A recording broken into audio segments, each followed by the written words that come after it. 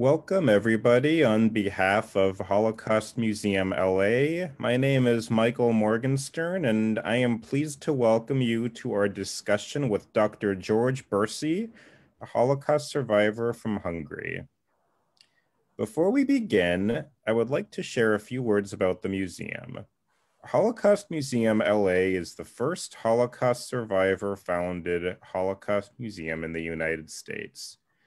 In the 1960s, a group of survivors worked together to create a memorial for their loved ones who perished in the Holocaust, and this memorial eventually became Holocaust Museum LA. These survivors who established our museum did so with a mission to commemorate, educate, and inspire future generations.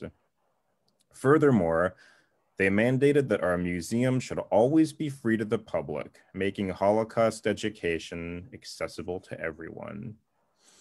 Even though we're not able to be in our museum's physical space for the time being, we are still able to carry forward their mission.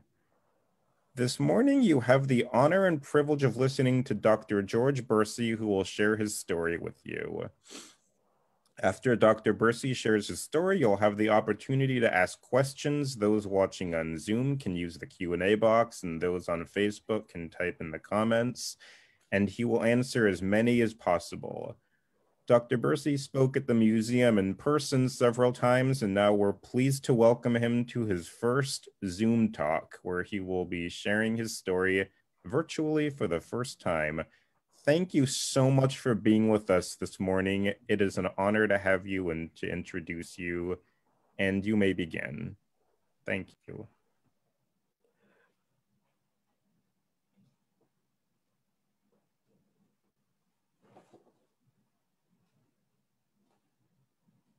Okay, you can start. Yeah. Yes. Good morning. My name is George Berci. I'm a retired surgeon. I was originally born in Hungary, but my parents got a job in Vienna, Austria. Therefore, they took me to Vienna, where I started the elementary school and later some gymnasium or high school.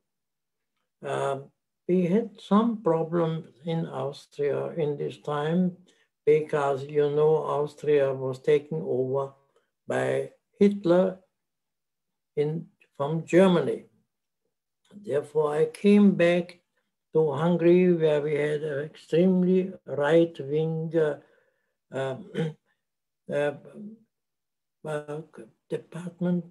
departments everywhere, including the ministers, etc. And therefore, the German system regarding Jews was introduced. We lost jobs. We couldn't get a proper position. And in 1942, I was called into a labor camp in Hungary. What the Germans did was that they asked that the younger generation, starting from age 20 till 25, should they be taken to outside Hungary and building certain defense line for the Germans.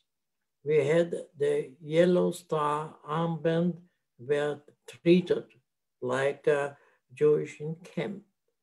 It was an extremely difficult time period starting in 1942. What we had to do, we had to build a defense line for the German in the mountains. You could imagine there are high mountains there, what will happen there in winter time to dig and help to build the defense line. We had approximately there 5,000 youngsters, and this is called labor camp. Needless to say, we had a very difficult time period. First of all, we didn't have any contact for 2 years with the family. We had no idea what's going on at home. We had no idea who survived. It was of course, a very delicate situation. If people tried to escape, they never returned. If people were extremely sick, were sent to so-called hospitals, but we never heard about them. And we had some mortality. People died there, despite the fact that the average age group, as I mentioned before, was from 20 till 25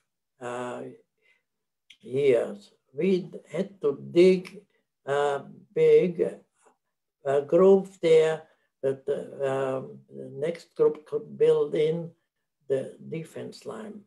We had problems, of course, in alimentation because we got 2 times food a day. It was never enough. We lost weight, and our guards were anti-Semitic. We had young guys who unfortunately died. We don't know why and what. They just disappeared from one day to the other. And this happened that we were introduced in this camp and worked there for 2 years, that on one day we were taken and put in trains, and this was not a second-class train, and taken to Auschwitz. So this is what we were told. And it was a very interesting time when we speak with guys with whom we lived under difficult situation, what everybody went through psychologically, not to hear anything from their family. We were taken via Hungary to Germany, but we had to stop in Budapest to change engine, etc. And to our greatest surprise, the capital city was bombed in the same time by the United States planes, and therefore everybody disappeared. And suddenly we found ourselves there without the military escort. Therefore, we were able to escape. Now you could imagine 2 years we were without any contact, without knowledge. The guys who looked after us were, of course, anti-Semitic. They didn't tell us what's happened in Normandy or other historical events. And suddenly here we were in the capital city, suddenly free. And it was a tremendous, interesting momentum, a period. I was able to walk to my previous home, and I found out there we lived in an apartment house with a family of 6. There were around 80 apartments. And we were told that other family were taken away to Jewish separation. They started originally to create outside the capital city houses where they put several Jewish families here. There, I was able, this was on the periphery of the capital city, I was able to find my mother. So therefore, this was a very interesting moment. The other interesting aspect was perhaps that I tried after a couple of days to get a job somewhere. I didn't have any papers. I was stopped by a guy who looked a little bit differently regarding outlook and etc. And I found out that he worked with the Swiss consulates. And here I got a job as in the underground for 6 months. And It was another interesting period of my lifetime that I found my mother and saw the situation, what's happened with German. There were 180,000 Jews in Budapest and they were put in a ghetto. To give you some figure, the total number of Jews in Hungary was 600,000. And out of the 600,000, perhaps 100,000 survived. The problem with the ghetto was that we had in Hungary taken over by the so-called Hungary Nazis or Hungary SS, the Secret Service, who really tried to kill Jews. Whoever wanted to escape was shot on the spot. Therefore, I spent 6 months with different, of course, paperwork and ID cards and so forth to help them. And this was also described in a recent publication in Switzerland about the Swiss consul life who saved several thousand Jews. There were another important consulate, the Swedish one, who organized passports and paperwork for Jews and were able to save several thousand Jews in this particular time period. Again, we had in the ghetto 150,000 Jews, and the Hungarian Nazis took approximately 100 or whoever they could, put in the night time around, took out from the ghetto, took them to the Danube, which passed the capital city and machine gunned them down. The great advantage is that in November, the Soviet army surrounded the capital city and was able to escape. This is in short, this time period from 42 till 45. The survival time were extremely small. And there were not more than 50,000 Jews surviving the 600,000. And this is the story from my point of view about my time period as well as the story which I was unfortunately witnessed.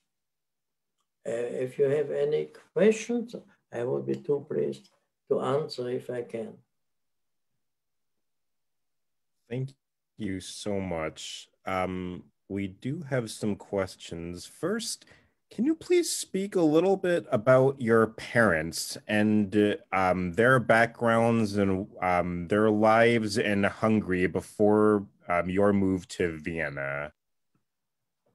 My parents were in the low middle class. I had a grandfather, the whole family were musicians. My grandfather played the French horn, and previously he was in the military. Of course, he was sent home because he was Jewish in 1920. My father was a musician. My mother was a typical Jewish mother, and we had the grandmother and the grandfather. Therefore, this was the structure or number of persons. And my father got a job in Vienna with a symphony. It's a very big, high classical orchestra. And my grandfather got a job also. Therefore, they moved me. I was age 3 to Vienna. So far, my family. Thank you very much. And when you moved to Vienna, what was it like? Can you please talk about your experiences in school in Vienna after 1938? Well, I didn't have great problems at the beginning. Of course, I went to the elementary school, and I didn't mention that my father and my grandfather insisted that at age 3 I started to play the violin. I was very lucky to get a very good teacher. We couldn't pay them, but he thought that I can offer something. And I really, my grandfather taught me with a violin every single day. I missed many soccer games. I loved soccer. But anyhow, I was perhaps a wonder child. I gave age 9 and 10 small concerts, and I was known. It was helpful in this early time. I felt a little bit what to mean to be Jewish, but I was able to get to the high school, and because I was an outstanding violinist to my age group, I became the concertmaster of the high school in Vienna, which helped me to a certain extent. But it started already. The Nazi party or the right-wing party was extremely well delegated in Australia. In Austria, Austria was a country of 10 million people, beautiful places, mountains, etc., but was a very Catholic country. And we had a high priest in Vienna who gave orientation and instruction to all the priests who spoke in Sunday churches in the country. Therefore, it was very well organized and helpful to Adolf Hitler to walk in 1938. He didn't have any resistance. Of course, it was a great help that the language was the same. Austria or Germany spoke German. Therefore, this was a great advantage. The other advantage, if you don't know, Hitler was born in Austria. The city's name was Linz. Therefore, these were some important aspects where Austria was very easily connected to Germany.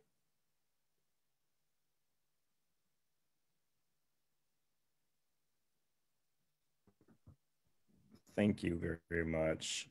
Was your family religious? First of all, of course, to be religious, there are several categories. Yes, we were. We had the large holidays once a year where we fasted and had New Year. But we were not very religious at all, but we were conscious Jews.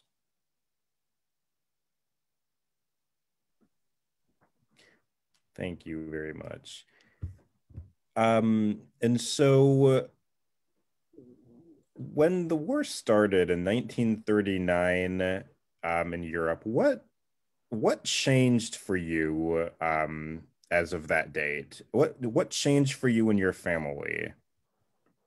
Well, the situation was that Jews were regarded as, practically speaking, almost like enemies. There is no question wherever you put your foot in or wanted to get a job, the first question was the religion. My uncle was able to got a degree previously, and therefore he worked as an engineer. But the question was that, for instance, when I moved, I moved a little bit earlier from Austria. I couldn't get my matriculation there. Therefore, I tried in Hungary. And owing to the fact that I started my language with Viennese or German, my Hungarian was very poor.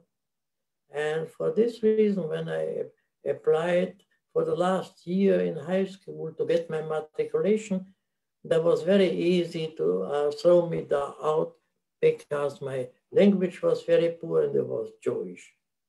And for this reason, there was only one Jewish high school, but it was private and it was expensive. I couldn't get in except that I, for 1.5 years, I washed cars every weekend at night time in certain places to make some money to be able to play for my final years studies, and I got matriculation in 1939.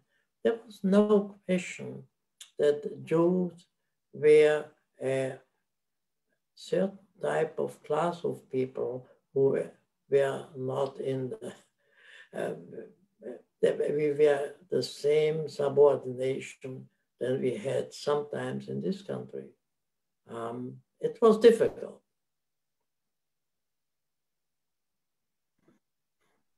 Thank you very much. And then can you please elaborate a little more on your transition when moving from Austria as a teenager back to Hungary and going into labor service once you were in Hungary? And how old were you at this time?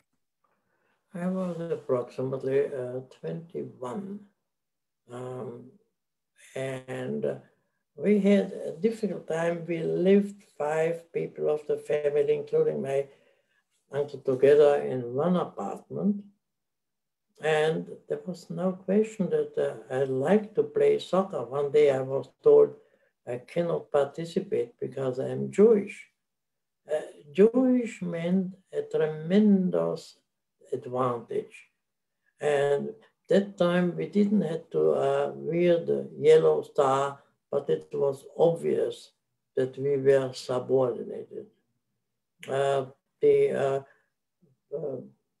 more restrict situation started in 1942 when the Hungarian government collected the younger generation. But were taken to the south, a building. But you could imagine that even if you are in a younger generation, the group was there between 21 till 25.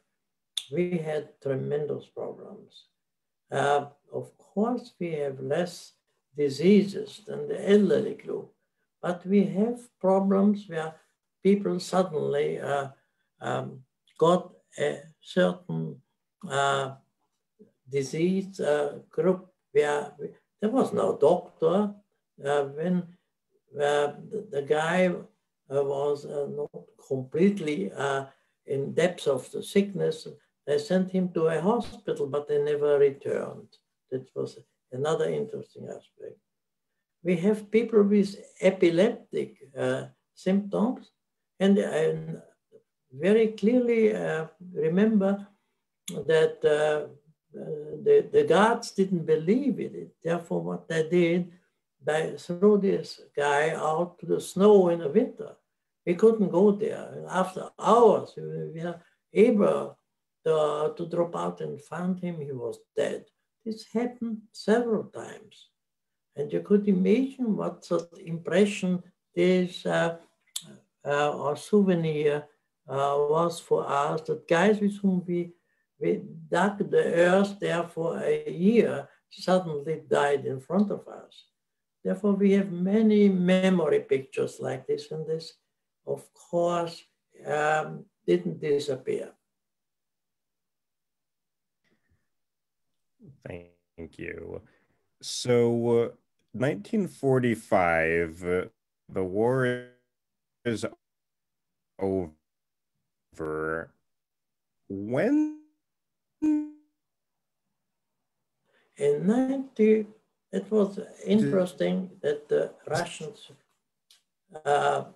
walked into Hungary in 1945. Go into medicine. Pardon me?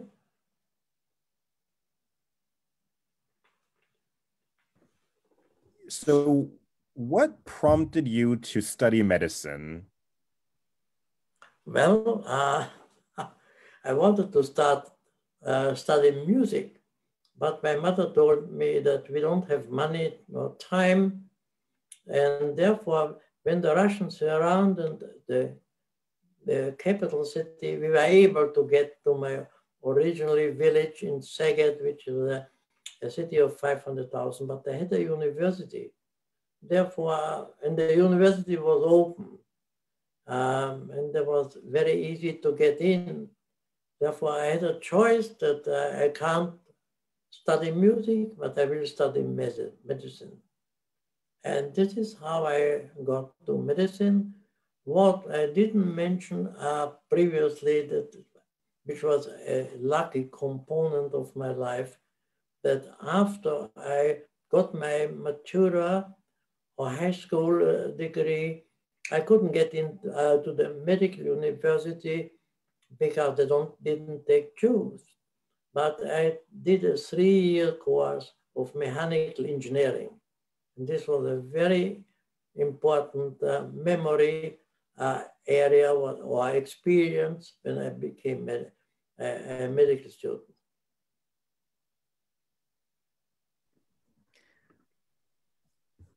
Thank you very much. And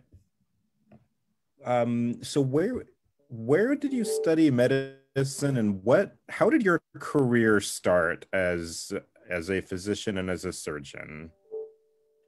Well, I started medicine in 1945, and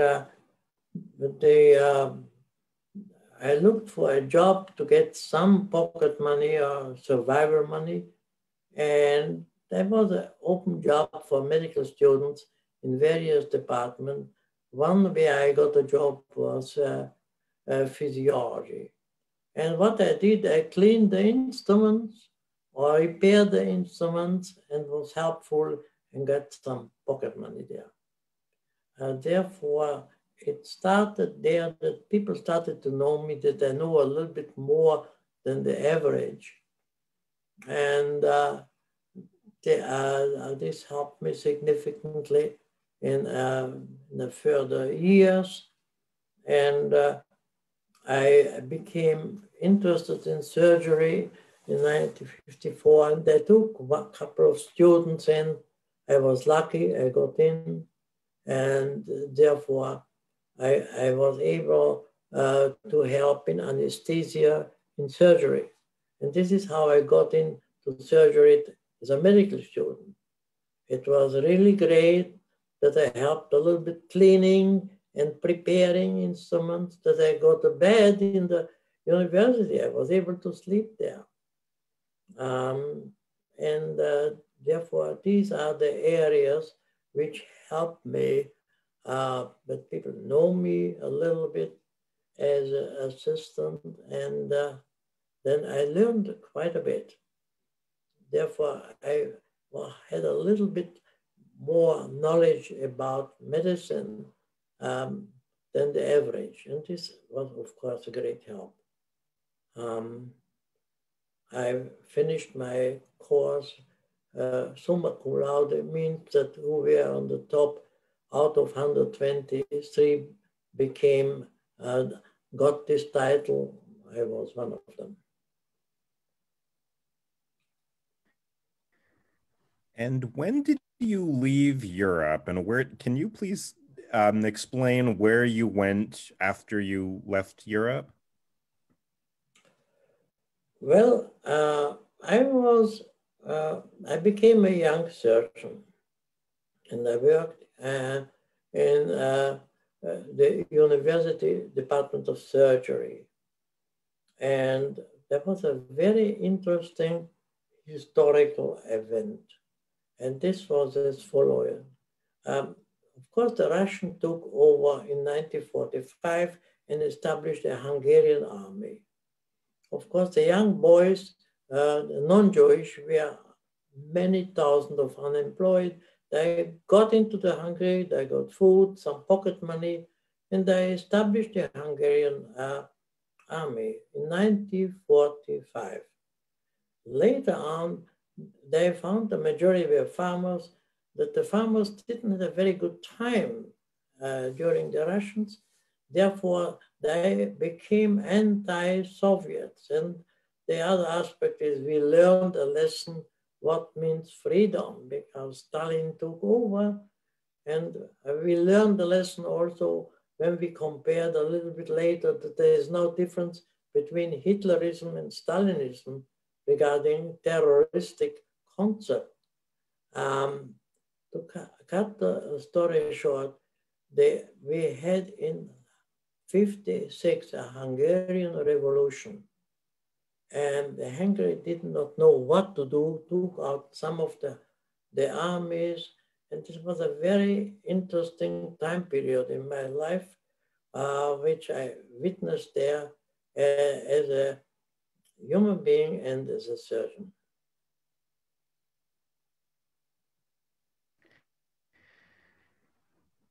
And when so you first went to Australia after you left Europe, is that right? And when did you live in Australia, and then when did you come to the United States?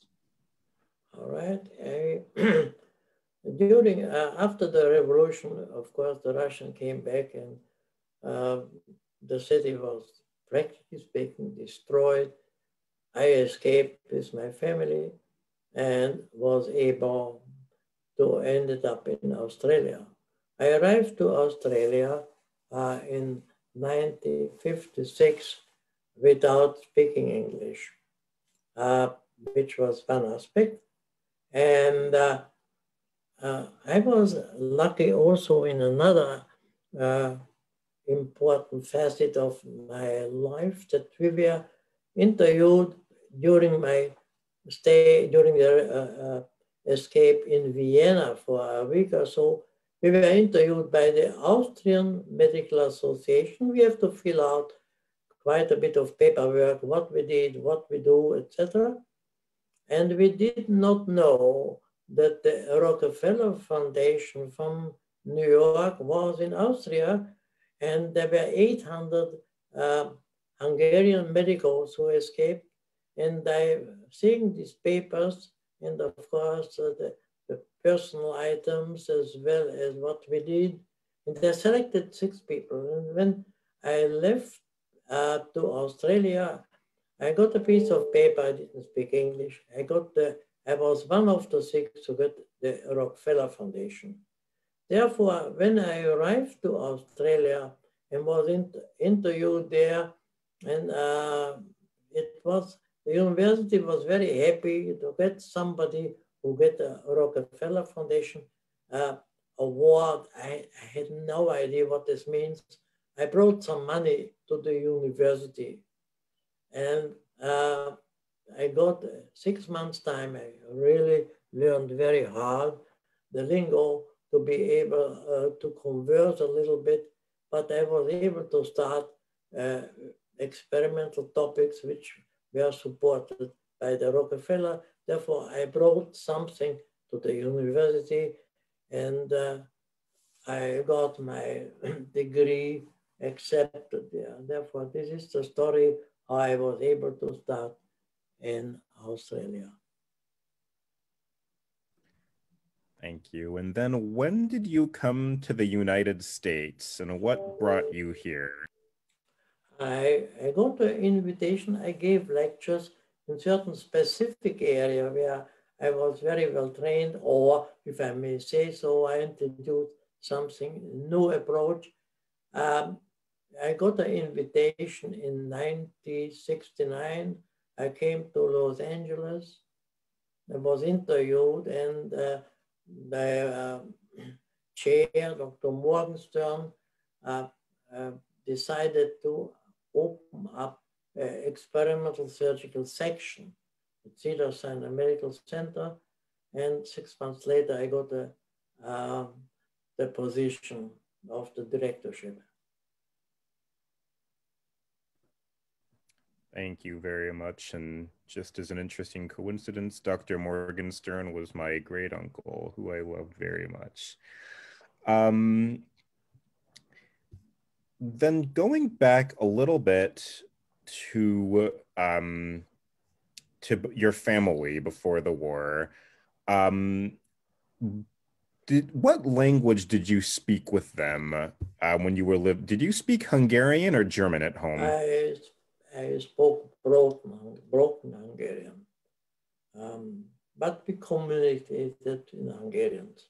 Yeah, and of course, my grandfather died, my grandmother died. My uncle was called in to the army in 44, and they took him to Russia. When they took him to a camp, what we know, he died somewhere. Thank you. And of course, you mentioned that your mother survived. Did you ever Yeah. find out what happened to any other relatives of yours? And you were an only child, is that right? Yes. We had approximately uh, 6 members on the family where only my mother survived. And I found her in a Yellow Star house, which later on was converted to the ghetto. But all my families died, partially age or disease, except my uncle was killed. We had a large number of friends and families. I don't know anybody who survived it. And you never found out what happened to your father?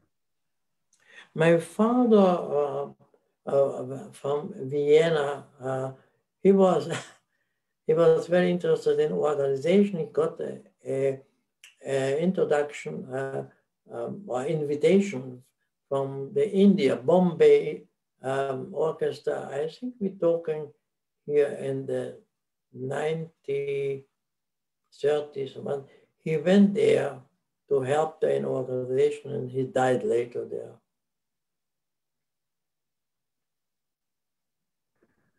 What happened to your mother? Where did she live for the rest of her life, and when did she pass away? My mother, I saved my mother. I was able, when I went to the underground of the Swiss consulate, I was able to get papers. I was able to save her, and she got paperwork with different names as a Catholic woman. And I worked in the underground for 6 months, and we lived together. I spent my evenings or night times with my mother together in a house. Of course, different names and different background. And then I took her with me to Australia. My mother, I was married there, took my daughter with me, etc. My mother died in Australia. My wife died. My daughter is here with me in LA. Thank you very much. This is an interesting question. Do you think that knowing how to play the violin helped you to become a surgeon later on? To a certain extent, yes, of course. The dexterity of the fingers are a little bit improved if somebody can play the fiddle very well. But it created a different mentality. In detail, perhaps, I don't know. But I'm sure it was helpful. And you mentioned that when you were a young child, that's what you wanted to do. Did you continue playing the violin as a hobby? And what do you still play today? Yeah, I did. When I was in Australia for 12 years, I got 1 year for a fellowship which I spent in Seattle in the States.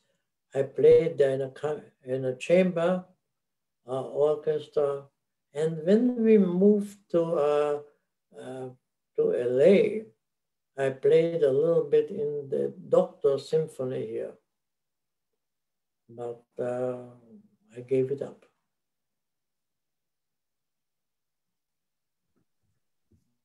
Did you speak Yiddish at all? No.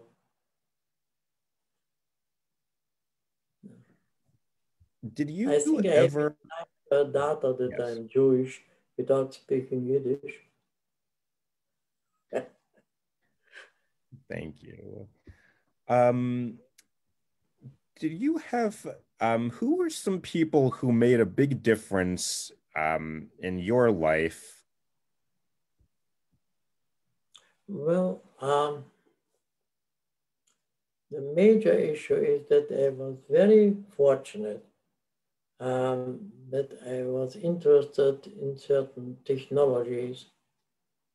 And I met a guy during my trips from Australia in London who is a physicist who developed a new optical system. In general, it didn't draw too much attention, but I became interested and I learned more about optics and recommended to use it.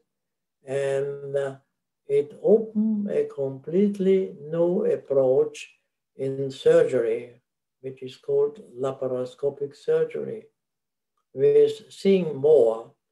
And instead of looking down, we can see enlarged image on a TV screen. Today, we're operating in the overwhelming majority from a TV screen.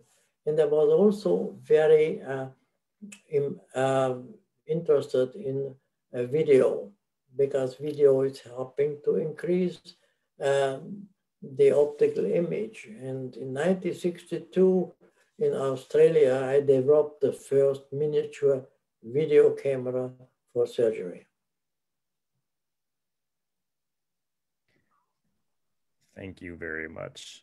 Going back to medical school, how were you accepted? You mentioned you had complications being with your Jewish background. How were you able to get into medical school the second time around being Jewish? Well, when I got in 1950 to the medical school, they just opened, the personnel was short, and they had a date to allow 100 medical students. At that time, I had 50.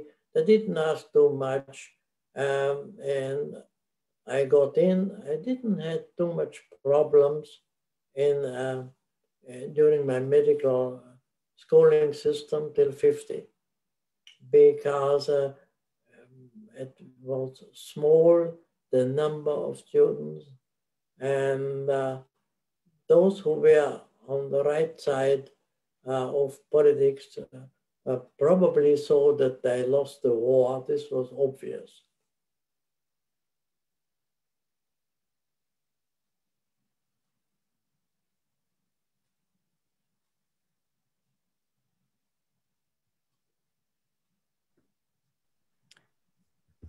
Thank you very much. Later on, what became your specialty in your area of specialty in surgery? Well, I became the so-called endoscopic surgery. Endo means in Greek inside. And we developed with this optical system in many areas a new approach. For instance, urology, I did not know previously that the large number of problems in male in elderly age is the prostate problem, and patients were explored surgically, and a large percentage of this patient were treated with this new system without exploration. Therefore, this was already a tremendous big advantage that international multi-million male escaped surgery.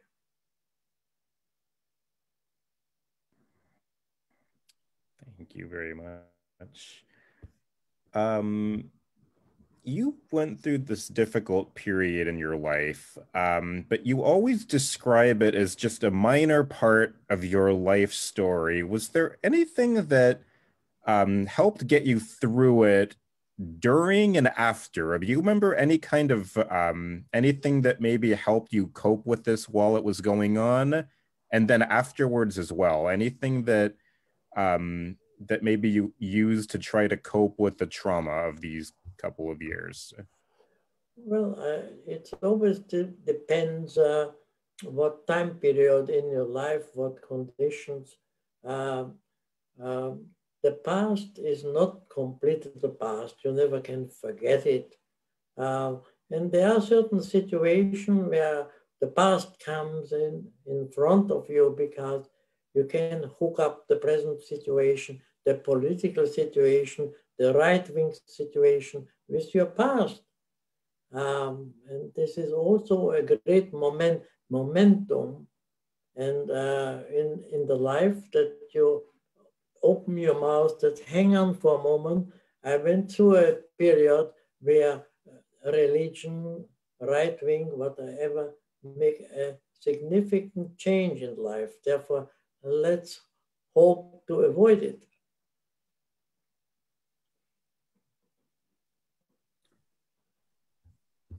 Thank you. Have you returned to Hungary, or have you gone back to Europe since you left?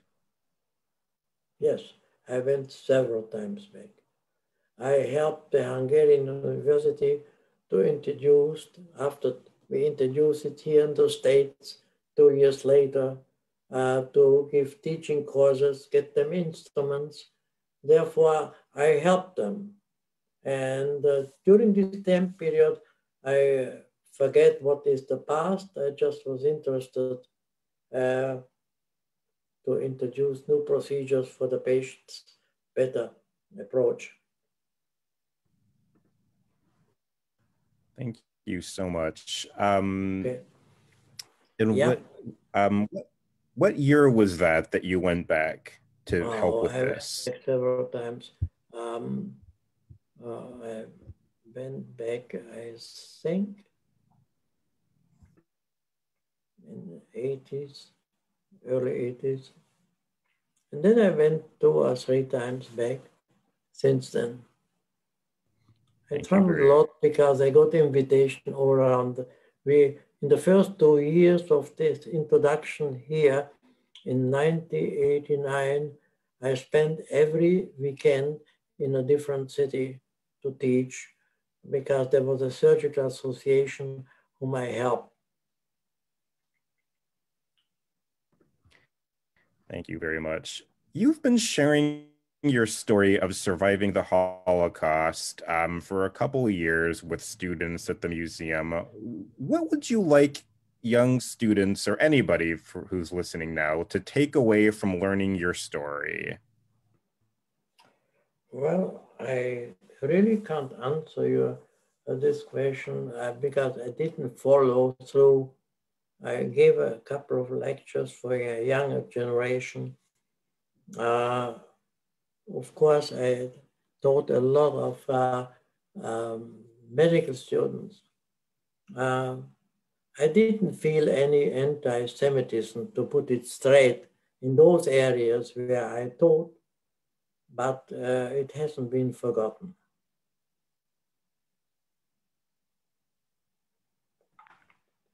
Well, thank you Is so there any much question? for sharing your story Yeah. with us. Um, Are there any let's see. question Thank answered? you. So I think that's yes. Oh, yes. Thank you. That was a perfect answer. Thank you very much. And I think this is all the questions we have time for this afternoon. Thank you so much for sharing your story with us. We appreciate it so much, and the audience members today have commented a lot and just said thank you for sharing, and that they're very grateful to have had the opportunity to listen to your story. We appreciate it so much, sharing your story, and I know that everyone who listened today will remember it and take away these there are several lessons, I think, to take away from listening to your story and the resilience and everything that you talk about. We thank you so much. And is there anything that you would like to say to conclude? Anything at all? You don't have to, but if there's anything you want to say. Well, I mentioned enough stories here today where people can take some conclusions and learn the lesson. And I was very thankful that you asked to share it with you and with a new generation. Well, thank you so much. We appreciate everything that you've done for our community and for our world, because I know that you've done a lot of work for our world, and thank you so much for that and for everything. Yeah, most welcome. Thank you. Thank you so much. Wishing everybody a happy, healthy, and safe weekend. And please follow our website and social media for all of our upcoming events. Thank you very much, Dr. Berci. Have a good day. Yeah.